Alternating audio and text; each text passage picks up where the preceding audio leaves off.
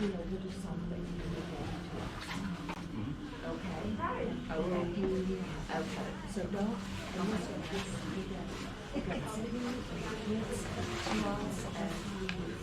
yes, yes. They're just.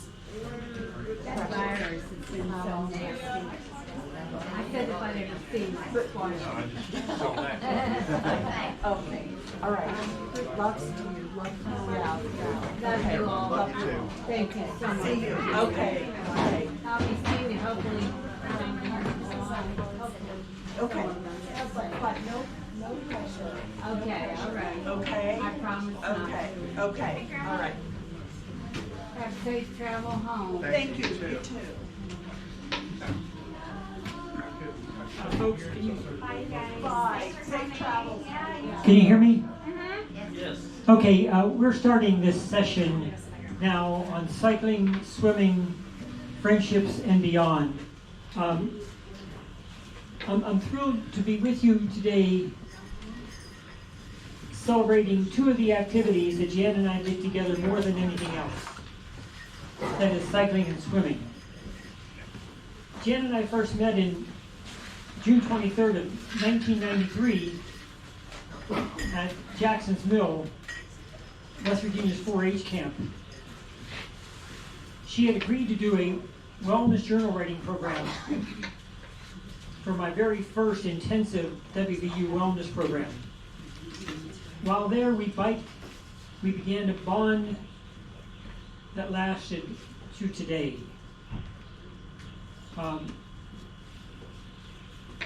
Soon after that, we biked on my birthday, July 13th, 1993, down the Goodspeed Highway. Jan did not have a helmet. In December of '94, we took our bikes to New Zealand for a month-long holiday exploring the North and South Islands. Since then, we've traveled to approximately 6 different European countries by bike with our international cycling group. And within the last month before her surgery, Jan was on the rail trail with her trike. And Chip Walmsley probably did more to keep Jan functioning than anybody. He found a way to keep her out moving. Her chronic pain was such, she couldn't hike here to Cooper's as much, but she would drive up here and just hang out. But Chip kept her moving physically, particularly on the rail trail. She had difficulty walking, but her recumbent trike was an outlet to the great outdoors.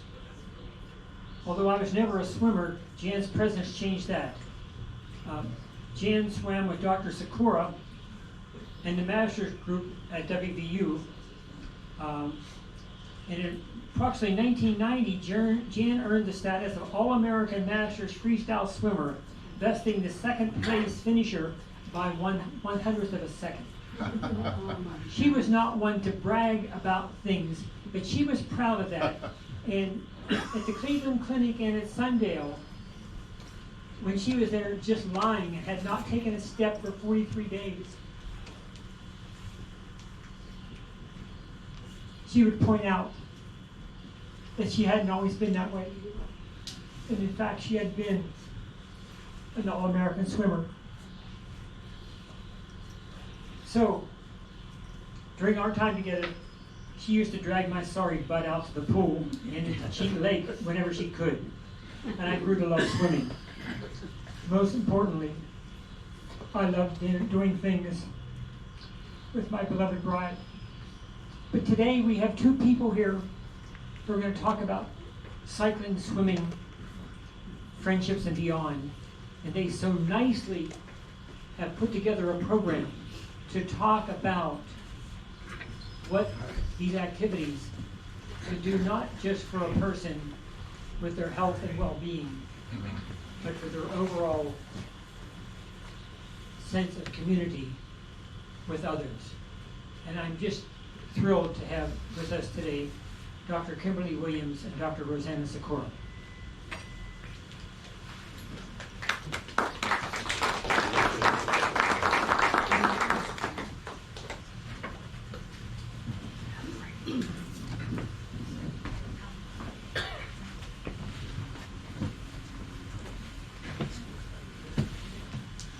Well, hello everyone.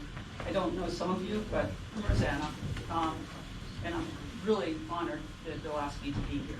So I took a little bit different test. I wanted to talk about the fun things that Jan did, and the most key point of everything that I say will be that everything we did with Jan was fun. That was kind of the motive, but it wasn't mindless pursuit of fun. It was mindful pursuit of fun. Seeking fun and staying healthy led us to many adventures. I want to share some of the fun times and activities we did with Jan. And first, of course, I'll talk about the swimming, because that is where I met Jan and all this began. And I first met her in about 1982. And at that time, there was a young college graduate named Roy Deslock. He decided to start the first ever Morgantown Masters swim team. We'd never had one before. We certainly had never had an adult swim group. And I had swum as a kid some and in college, and so I was looking for the next thing to do. Master swimming had recently appeared in the United States, and he was going to have us join the party. One of the first national YMCA Master swim meets was held at WVU Natatorium back when it existed in 1980. So that was 2 years before this started, but Roy was a graduate student then, and he got the idea. And so once he finished his studies, he decided to start a master's group. And as coaches go, Roy was formidable, and Jan always talked about that. He barked orders, and we dutifully tried to follow them until we eventually could, surprising ourselves. All levels of participants were in the group. Recent college graduates, nurses, doctors, lawyers, professionals like Jan, and all range of swimmers were among the many souls who braved coming to the WVU Natatorium every Sunday, Monday, and Wednesday evening from 7 to 8:30 p.m. Can you imagine? I mean, I can't imagine that adults would do that now, come at that time. To be yelled at or coached by Roy. No one got any special privileges. We all got yelled at. Late because of something that went wrong at work, it didn't matter. You were yelled and you were yelled at and you were late. Sorry, coach, someone decided to have a heart attack as I was leaving the hospital. Didn't matter, you're late. There was a point in his driving us to always be on time and to get there. So it was kind of, we thought it a little bit funny and incredulous at the time, but his point was to put swimming as an important thing in your life, because it will help you stay well. He was so passionate about getting us there on time, despite life. Can you imagine this scene? 30 to 40 adults. 30 to 40. I can't imagine gathering that many people right now to swim. No one seems to be interested. Came to be coached and yelled at by Roy, and we loved it. Every so often, once a week at least, we would go out and have pizza after our class. And Roy would come with us. And he didn't yell at us then. He's actually, Jan and I both kept in contact with him. He still is a good friend. After a few years, Roy talked us into giving competitive swimming a try. I had decided when I finished with college swimming, I was done with it. I was never going to do that again. But something about him made me say, well, maybe. And so it wasn't mandatory. We didn't have to do it, but that was another thing that we'd be doing on our spare time. But it was what our coach wanted us to do. And so we gave it a try. Some had to be coaxed more than others, like Jan. A recent call to Roy about what he remembered most about Jan was this. She was a bright, witty, and nice person to be around. Not a fan of diving off the blocks and racing, but I coerced her into it, and she did fine. So that Roy. Jan never forgot how special he was and how much fun we had. She even managed to swim an All-American time once, and she really did not talk about it. Very few people knew that. She kept that quiet mostly. But she never forgot to talk about Roy and Master swimming every time we met. She just loved to swim. She never lost that love, whether it be swimming at Sheep Lake or in Hawaii. She would send me pictures of her in the water, or at the natatorium or at the rec center. Wherever she could get a swim in, she would go. She had a love of the water, but also many friends over the years that she had met in the water. And I think that was probably the thing that drove Jan to swim, was all of the friendships that she made. When you're all getting dressed in a communal shower at the natatorium, you make a lot of friends. It just happens. Okay. So when you're next swimming, mindfully swim with Jan's spirit. she'll be there with you, coaxing you along some fun event that could be attended after the swim is what you're after.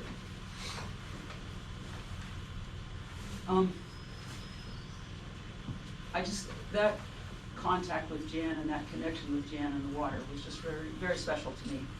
And we never forgot about it, and we always talked about it. So it's hard to explain, but maybe it's like prisoners when they're being, beaten or something. Yay, we made it. Maybe it was that, but I think it was more. I think Roy was a good guy, and he just wanted us to do better, and Jan and I tried to comply. The next thing I wanted to talk a little bit about was yoga.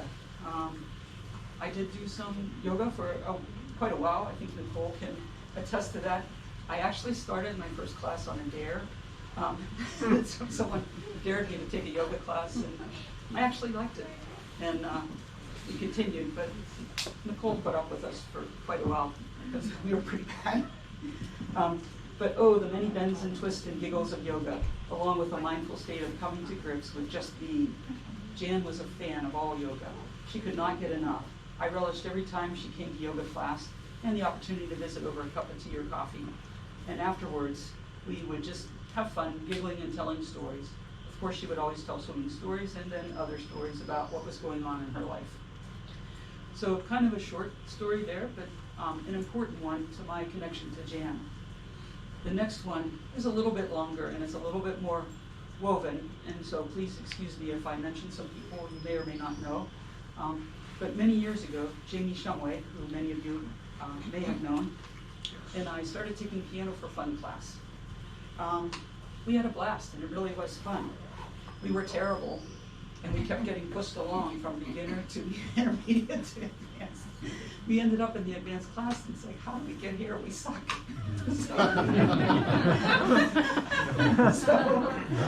So we made some music and we progressed. After some time, we convinced Jan to join us, and she actually thought it would be fun and decided to give it a go.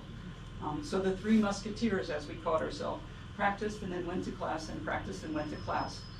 Those of you who know Jamie know that he had ALS, or amyotrophic lateral sclerosis, or Lou Gehrig's disease, which was a progressive, debilitating, and eventually fatal disease for him.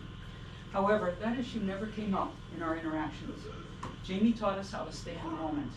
And I think it was because the three of us, I was the willing student, Jan and Jamie were the coaches in terms of being mindful. And those two together were an awesome pair. Eventually, his mobility declined enough that he could no longer move about, and he had to get in a wheelchair. So, but he still wanted to go to piano, and we're like, how are we going to do that? I don't think that will fit in my car. So Jamie and Betsy, his wife, got a handicapped van. Jamie said that I would drive the van. Like, Jamie, do you know what kind of driver I am? I'm terrible. So he said, no, you'll be fine, I'll coach you. And he did, and I did become a much more confident driver. I'm not saying a better driver, but more confident. Jan and I would drive to Jamie and Betsy's house every Wednesday and load Jamie up into the van. We'd take him to piano for fun class. Jan called the van our school bus. It was a little gray van for special students, and we were kind of special students. He loved the class, and even when his fingers would no longer work to push a piano key, he still wanted to come and play with his mind. He would sit and listen to us as we played and know and sort of understand what notes we were trying to reach. We laughed and we giggled and we told fun stories all the way to and from the CAC. This was the best part of it, I think, really. Making music was fun, but just those trips in the van, they were hilarious. And so many things happened during, it's hard to tell you all, but it was hard to have a bad day around those two. No matter what kind of day I had at work, when I got together with those two, it was just fun. Jamie was facing a death sentence, but he stayed in the moment and encouraged us to come with him on his journey of fun. So many times we had incidents getting to class or getting home, whacking into doors, getting stuck on elevators. And one time I didn't line the wheelchair up correctly, and I started pushing him up the ramp. And I realized that one wheel was off, and he's like, I can't hold this. And by the grace of God, there was some man in the parking lot. He came to our aid and helped us get Jamie down. I didn't know what to do because I couldn't really push him up, and I couldn't really safely bring him down. So I was so glad that he was there. But we laughed so hard that tears ran down our faces. It wasn't really, it was a serious thing, but we just thought it was hilarious. We had fun, and Jamie enriched our lives in friendship and fun. We had a Christmas recital one year, which was the idea of Carol Bill, the piano instructor. None of us were thinking that this could be fun, given what we know about piano recitals and memories from childhood and so on. But it was by far one of the most rewarding things we ever did. We practiced and practiced and practiced till the day came. Jamie joined us, even though by this point he could not use his fingers to push a key. Jan pushed him on and encouraged him, and we all stuck to it. The day the recital finally came, and we wore our red, green, and white shirts, and a Santa hat and blinking light necklaces, which we all decided to do at the last minute, and we had a blast. Jamie pushed us forward, Jan kept us grounded, and we had to perform. Yes, we made mistakes, but who cared? We performed, and Jamie joined us. Jan and I worried about performing in front of others, but we were too busy laughing to think about it. The day was just fun, and I'll always remember that. The next contact that I'm aware of with Jan and wellness and fun was Bill and Jan's class that they taught for so long, Foundations of Wellness. Towards the latter years of the class, Jamie was willing to come and talk about how he dealt with staying well in light of his devastating illness. Eventually, he got too weak to push his voice to speak and answer questions, so he invited Renee Nicholson, who was another partner in our Partners in Crime meetings on Wednesday at Jamie's house. She would be there helping Jamie with his book, and then we would come and we would practice a little and then load Jamie up. So we got to know Renee well initially from those visits. Renee would give the presentation, and he would talk about how to stay in the moment. So there was the perfect person to help Jamie teach others how to have fun and how to stay in the moment. And I think this applies. I think Jan learned a lot from these classes, and I think she taught a lot, but she probably also learned a lot from Jamie, and that's why I mentioned this circle of people who constantly did things together. They helped each other learn what is important in life. So she was the perfect person to help Jamie teach others how to have fun, in spite of ourselves, to quote John Prine. Jan often talked of her love of that class and a special moment with Renee, Jamie, and Bill. So I had to mention it, even though I wasn't directly involved in that. The last thing I wanted to talk about was lunches at Terra. And these were really fun too. Over the years, Jan would contact me and Betsy Pyle and say, let's go have lunch. So we would configure our schedules and set a date and time to visit Terra Cafe, our favorite place to just hang out and visit and have fun. We would catch up with what was going on in our lives, and then always ended up reveling in stories of past adventures. After a few hours had passed, we all regretfully would get back to what we needed to do that day, recharged with laughter and memories. You see, she never forgot to have fun. So at this celebration of life of Jan, let us remember to have fun and try something new. And I did bring in some photos, which thankfully Nicole had some old photos, and Bill had some old photos, and I had some old photos. So when you get a minute, take a look. Those are just some fun things that happened in our lifetime with us working together. And thank you very much for your attention, and let's just think about Jan and how to have fun.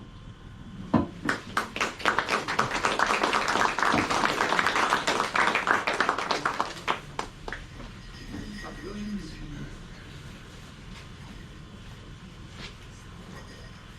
Well, hi everybody. I'm Kimberly Williams.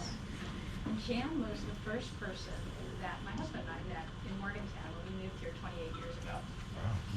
I'd like to, Rosanna's given us a lot of memories to think about. I hope our sharing today, brings up memories that you've had with Jan. And I hope there's an opportunity at the end to really, if you feel inclined, to share any funny stories or memories that you have. And we're just here to kind of prime the pump. So I think I'm going to start first with a poem that I know Jan really loved when we were teaching the mindfulness-based stress reduction program together. Because of her love for trees and the profoundness that she, saw in this poem. My life is not this steeply sloping hour in which you see me hurrying. Much stands behind me. I stand before it like a tree. I'm only one of my many mouths, and at that, the one that will be still the soonest. I am the rest between two notes, which are somehow always in discord, because death's note wants to climb over. But in the dark interval reconciled, they stay there trembling, and the song goes on beautiful. Of all the poems that we read in that course, that was one that she just really zoomed in on and loved. So I want to share a couple of memories as well.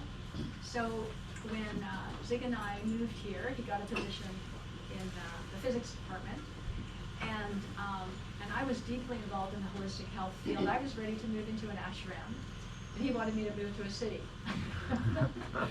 So he was on the lookout for anything holistic. And he saw Jan's brochure, Holistic Counseling in Chamber of Commerce, and called her up. And he came back so excited, Kim, there's some holistic health in Morgantown. And it's because he talked to Jan, she shared all the things that were going on. And I remember driving into town and I'm looking, I don't see anything holistic.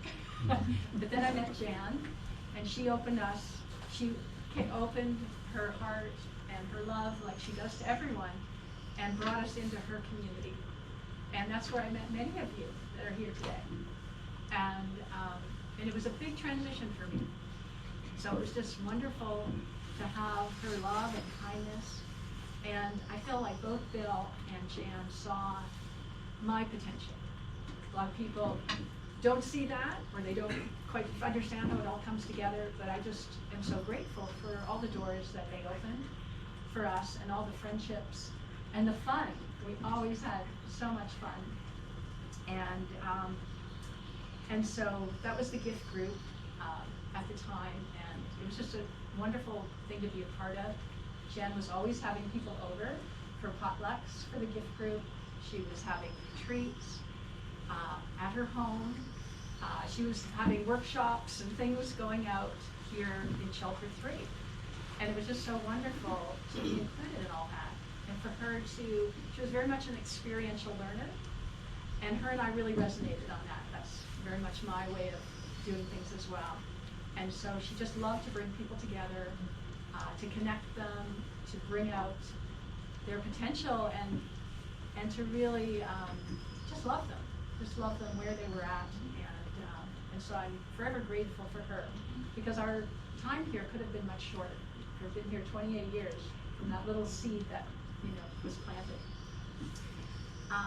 Also, one of the first things that Bill and Jan did when we moved here was to take us biking at Ohio Pile. And I remember just feeling how beautiful that highway through the forest was.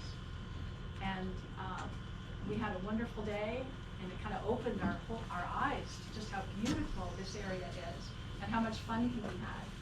And so Zig and I go back there for our anniversaries, our birthdays, anything special. We go back to Ohio Pile, ride that highway through the forest, and swim. So you guys have just loved us, and we've been very grateful. And now there's been probably a big span of time between the time that I talk about the early years that we were here, and then I think after I became a mom, I became quite engrossed in bringing India up. And so Jan and I would meet periodically, but even though we hadn't seen each other in a few years, we'd be right back to where we were, and we very quickly catch each other up, but it was like no time had ever passed. And so it was just such a wonderful friendship, even though we were from afar. One of my last times of seeing Jan was we were at a march at the Coliseum, and she came up on she had a new e-bike, and that's when we really last saw each other at that time. But again, she was excited about her new bike, and I understand she's gone from a bike to a trike, and she just always found a way forward no matter what she was experiencing. And since I wasn't closely with her all these years, during these difficult times, after her back pain started and she was in chronic pain. I can only imagine what she felt. I've had some experience with chronic pain and some challenges, and so I just kind of reflect on what was that like for me, so I could sort of get a chance of what that might have been like for her. And even though she had these struggles, she was always a light, a ray of sunshine in the room. And so I have one more poem that I really felt Jan lived by, and it's called The Guest House. This being human is a guest house. Every morning a new arrival, a joy, a depression, a meanness, some momentary awareness comes as an unexpected visitor. Welcome and entertain them all, even if they are a crowd of sorrows who violently sweep your house empty of its furniture. Still, treat each guest honorably. He may be clearing you out for some new delight. The dark thought, the shame, the malice, meet them all at the door laughing and invite them in. Be grateful for whoever comes, because each has been sent as a guide from beyond. So I feel she must have had this perspective to embrace life so fully, despite the challenges that she was facing.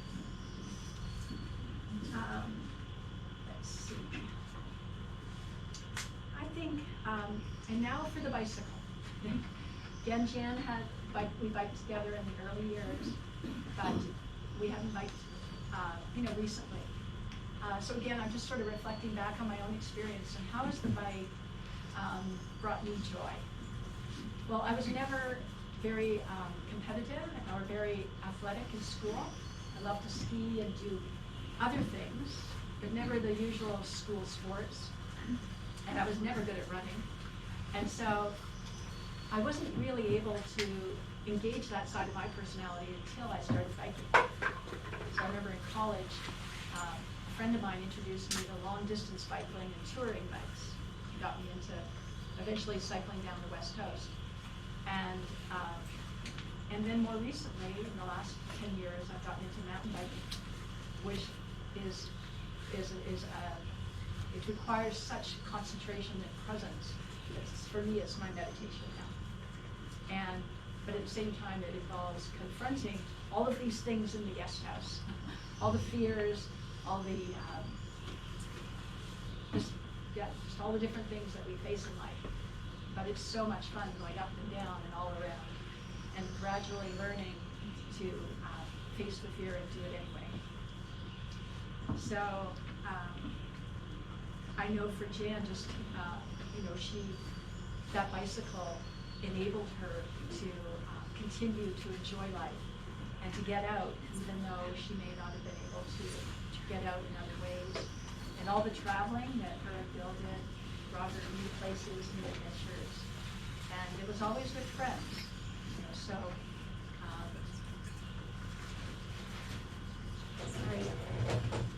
it's a wonderful. It's just a little bit of sharing about biking for myself and what I think it did for Jan. So I think to end, we're really hoping that if you have any memories you'd like to share, this would be a great time to do that.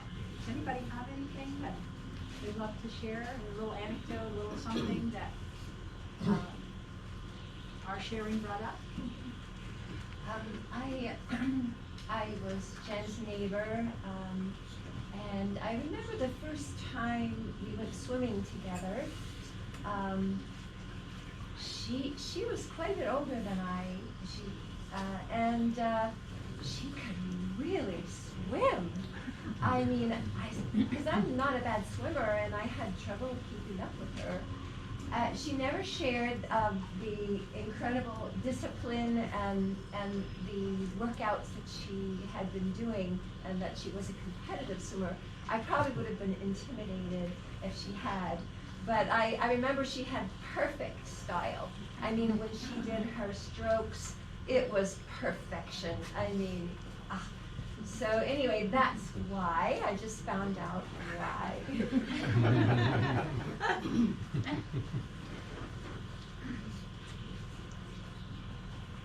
and we had a triathlon that Jim McGraw and Ann Chester put on in 4th of Cheat Forest.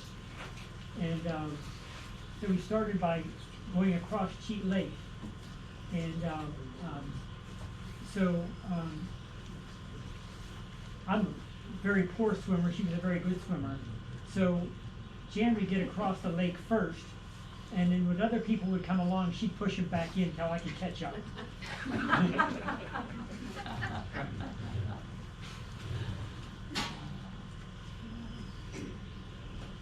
Bill, I could offer a story I haven't heard anybody else talk about. We knew Jan a long time ago, starting in the early 70s.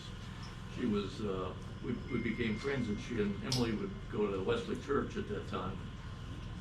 So somewhere in the early to mid 70s, I did a mission trip to somewhere in the Caribbean and came back and talked about it at Wesley. And Jan was really fired up about it. She's everybody that I've heard talk about her knows her from personal, intimate contact, but she had this thing about the whole world as well. And she decided she wanted to do an outreach mission trip.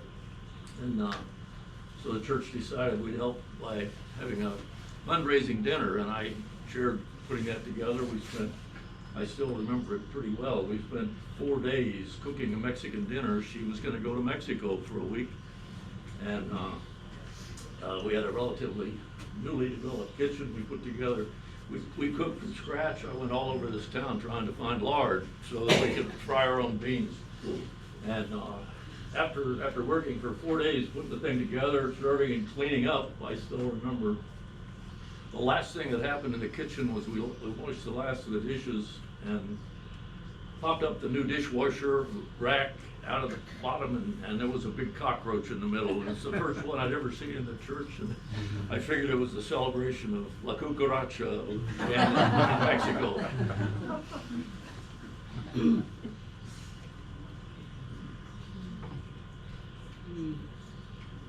I have known Jan for 32 years, and we've had so many experiences from the very beginning. And actually, I had the unbelievable privilege to have been there in the end. And I remember the most the Friday morning, the infamous Friday morning yoga for women, and we laughed a lot in that class. We were also serious and silent, all of it. And Jan would always wonder what the alternative to a pose was, and was so happy that she could do it. And even when things got tough for her with her back, she would come and we would just modify, and she just would be so positive. I mean, even when she was in so much pain, she would just pierce right through that, honor it, but also be very, very mindful.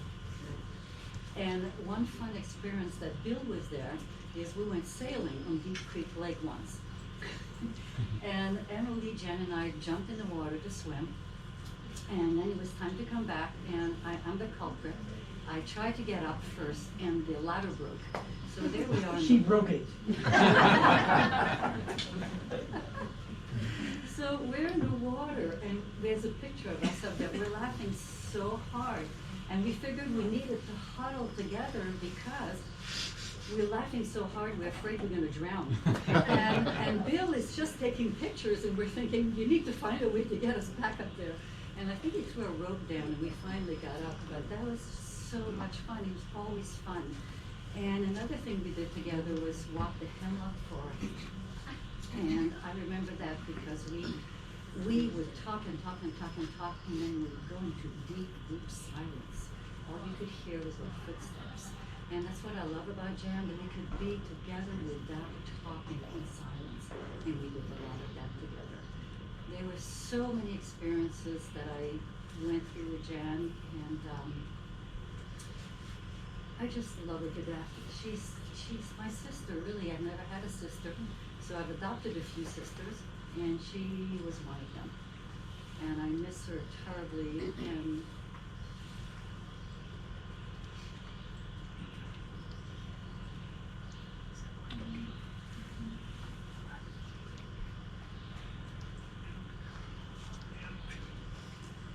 Earlier, earlier today, I bragged about Chip Wamsley keeping Jan functioning. And I also harbor a resentment because I was a little bit more fit than Jan, but with the e-bike, the pedal assist bike, we could pretty much ride side by side on the rail trail with the same relative effort until we came to a hill, and then she would leave me in the dust. And I never have found a way of forgiving Chip for that. That was fun though, wasn't it? For me and for Jan. There's a great picture of her. And that's in Waikiki Beach.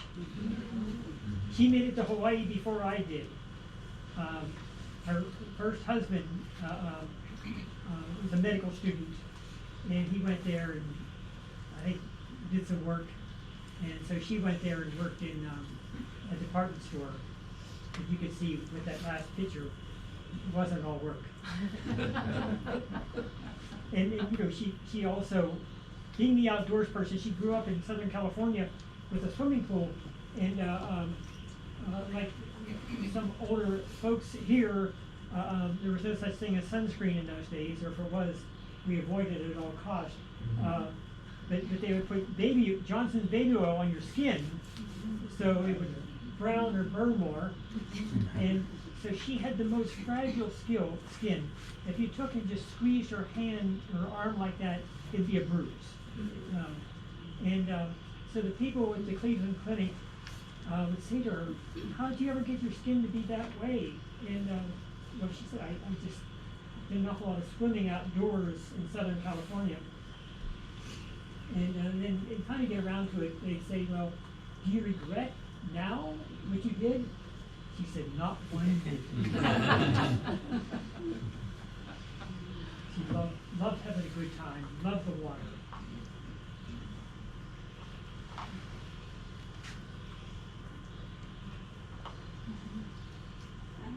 Down there, Jan, I'd like to share. I know Jan more through Bill's and not as closely as Excuse me, would it be And possible for you most to of my get the microphone, because we Yeah. can't hear? Do you want to use the Oh, microphone? it's the other. It's on the podium. Yeah, you'll have to stand up. Crank it up, Colleen. Anyway, so most of my encounters with Jan were places like this.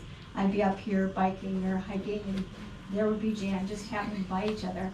And like Jan, kindred spirit, most of my fun in the woods, whether I'm on a bike or running or swimming, is with friends.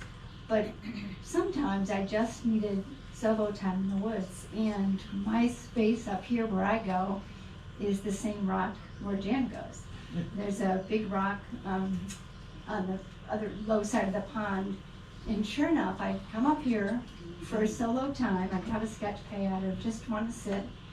I'd sit down and I'd close my eyes, and I think at least 3 times. Jen would be coming for the same thing.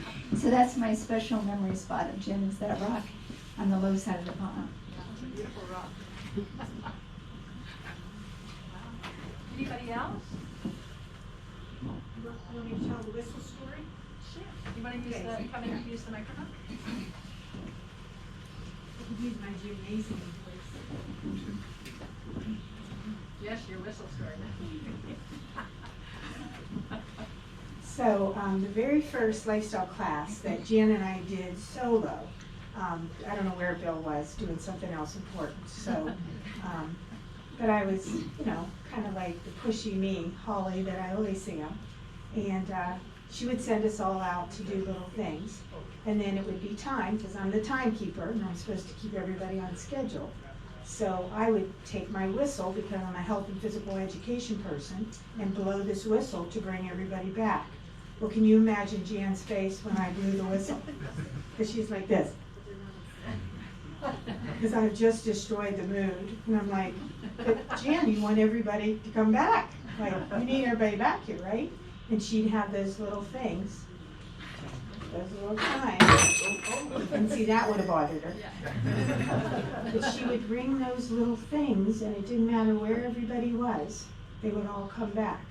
So she just looked at me very kindly and said, "Holly, there will be no more whistle." So So, as always, she's trying to bring things like just down to the very chi part of our beings where we're very calm. And trust me, I needed that part from Jan very badly. Anybody else? It's really nice to hear all the stories. I think we get to experience, all the different facets of Jan as we hear your experiences with her. Well, if there aren't any more memories to be shared now, please feel free to share them over the course of today. One of the things that I have a deep memory of is Jan loved the dances of universal peace, especially the song, I can sing it, but I can't say it. All I ask of you is to forever remember me loving you. And that was another thing about Jan, is she would take one thing that I would share with her, and she would make a lifetime out of it. And so just the depths. I've had one yoga student, Ed Horvath. He learned that one sequence in the Dean Ornish program, and he still practices it today. And I'm just amazed because he's taken it to such depths, the same practice, same poses, same practice, but he experiences it fresh every day. So we were trying to decide how best to do this.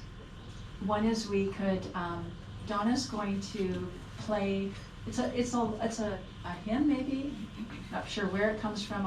I first learned it in the Dances of Universal Peace, and we just took the very first line and made a meditative experience out of it.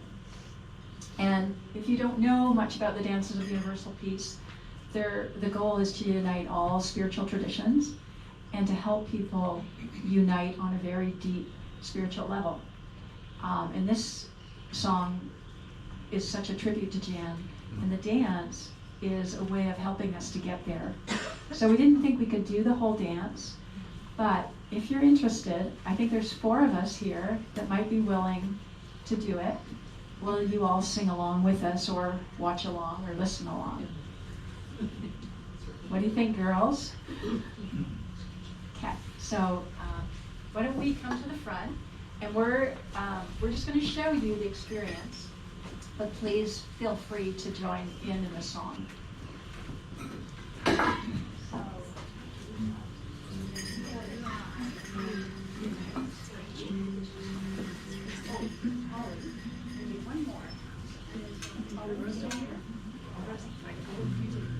Where's Colleen, Erica?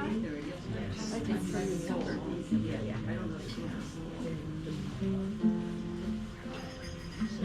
ideally, if we had one person.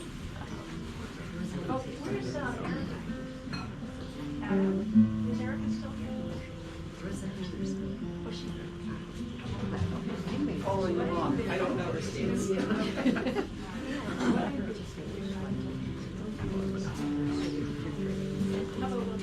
You guys are there, we're in there, and we'll switch partners.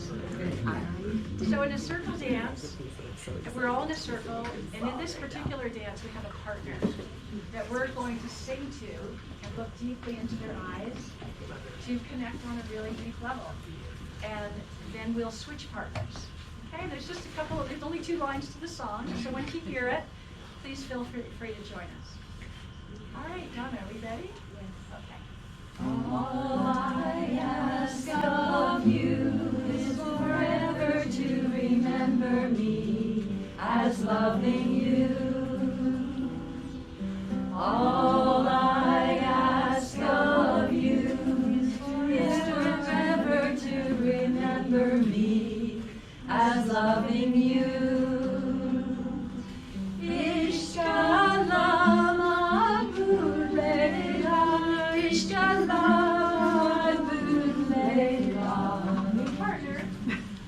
All I ask of you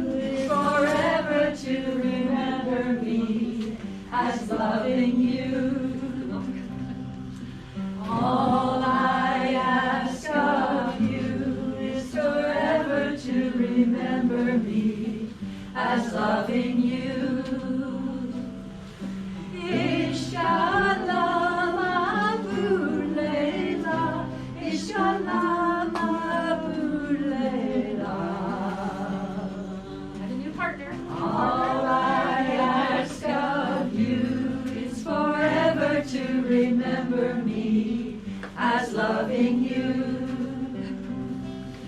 All I ask of you is forever to remember me as loving you. Ishkalama Bulela, Ishkalama Bulela. All I ask of you is forever to remember me as loving you. All I ask of you is forever to remember me as loving you. Ishkalama Bulela, Ishkalama Bulela. Last partner. All I ask of you is forever to remember me as loving you. All I ask of you is forever to remember me as loving you.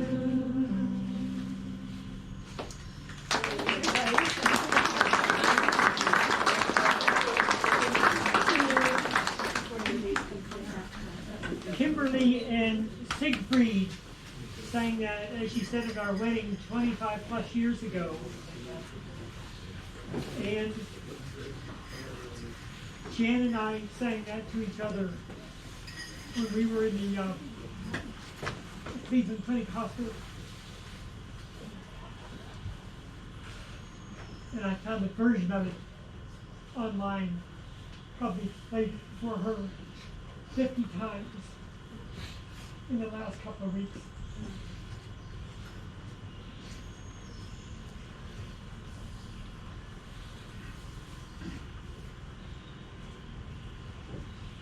So thank you, Kimberly. Oh, thank you. Such a beautiful experience. We have to do it more often. I remember when Jan first started out, and I was with her, and it was here at Cooper's Rock. And Siegfried led the dance. I don't know if you were too. And I don't know if she organized, I can't remember it. But we came up here and it was in a beautiful meadow over there somewhere. And we did the circle dance and we sang that song. And it is a wonderful night.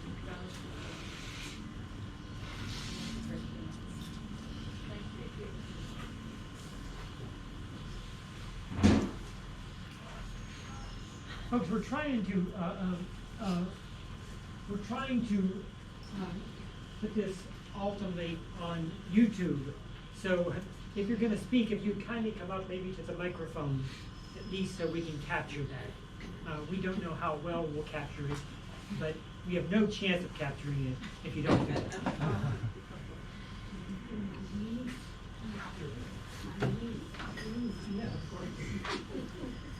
So I don't know if anybody came prepared to ride their bike. You did? Oh, yay. Yeah. Siegfried and I brought our bikes, so if anybody wants to go for a little ride, you can always meet us over here. Is there a place out here without hills? I think the roadside trail is probably the easiest. Are you mountain biking or riding on the road? We brought our mountain bikes, Okay. So you're like going on the trails? but hey, we brought, yeah, I mean, we're flexible. Plus, if we want to go to the roadside trail, we'd probably take the road up here. Okay.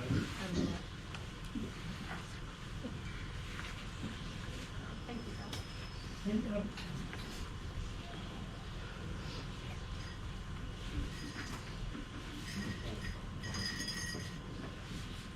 thank you, Kimberly and Siegfried, Kimberly and Rosanna.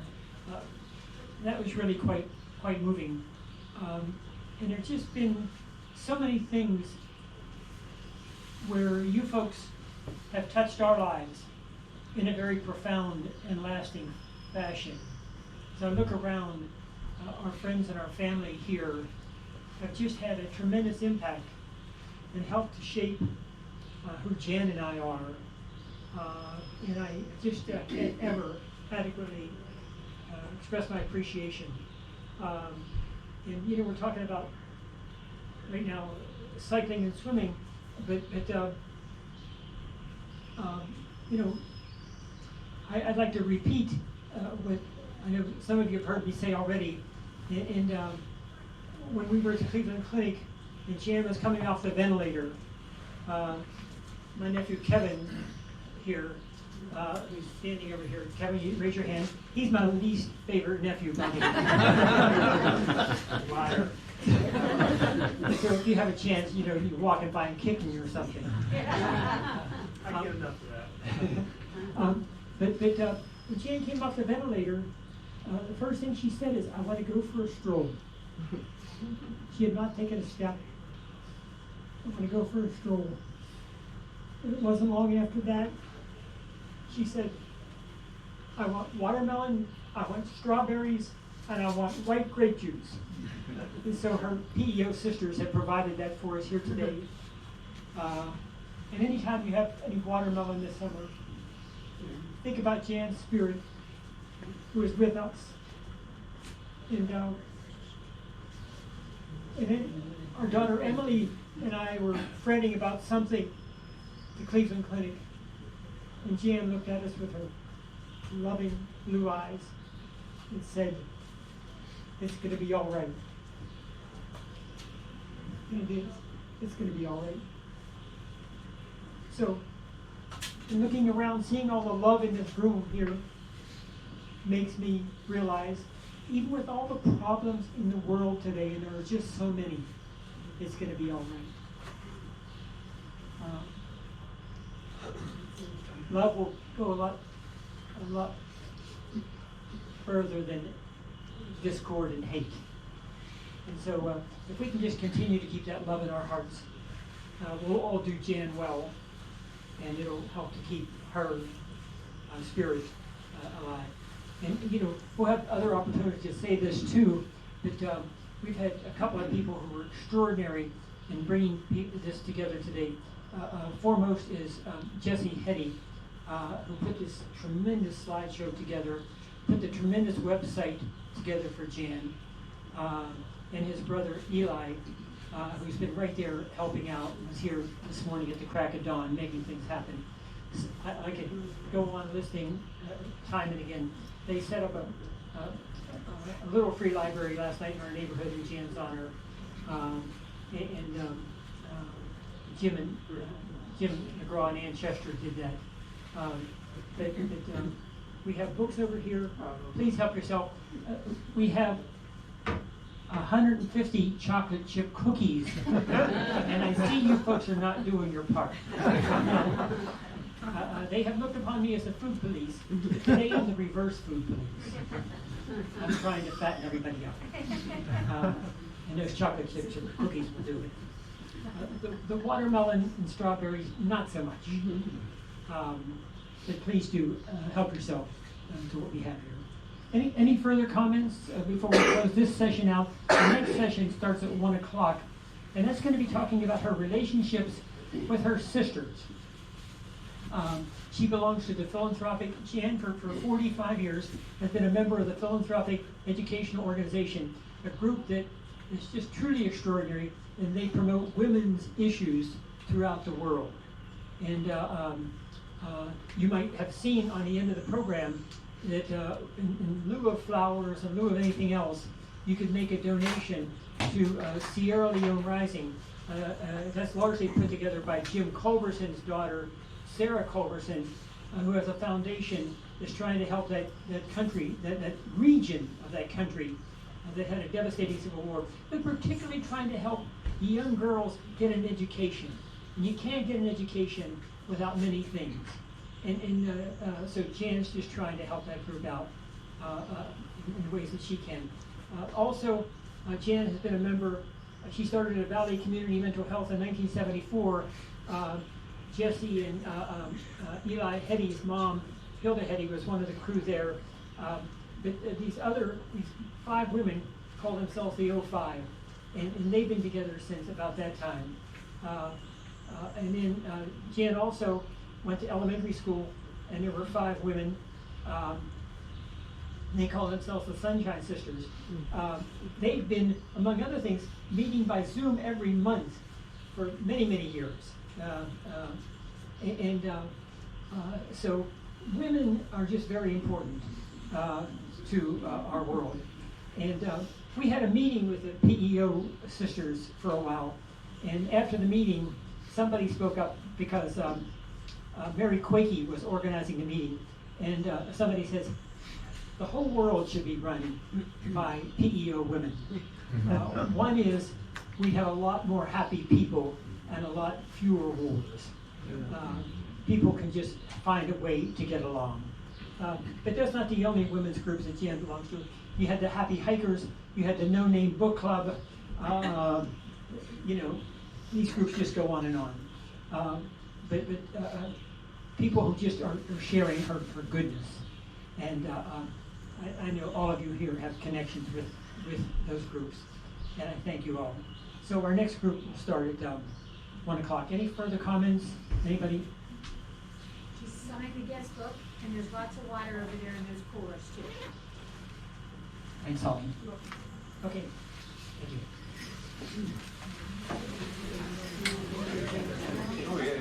I